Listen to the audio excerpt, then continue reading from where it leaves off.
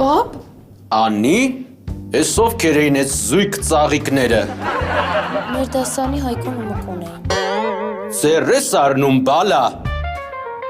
Դե պապ, իրանց պապան կարգին հաղորդման ֆանատ է։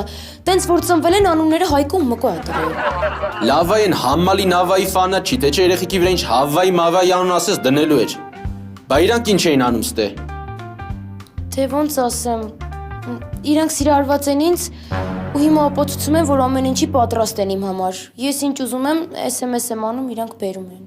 Չհասկացա աղջիկ ջան, այդ խեղճ Հայկո Մկոին քո շահերի համար օգտագործում ես, հա։ Բայց պապ։ Ոչ մի բայց։ Դուրս դել այդ հեռախոսդ։ Բանիր է դուր։ Անցի սենյակդ, մինչև չացեմ սենյակիցդ դուրս չգաս։ Արագացրա։ Հա։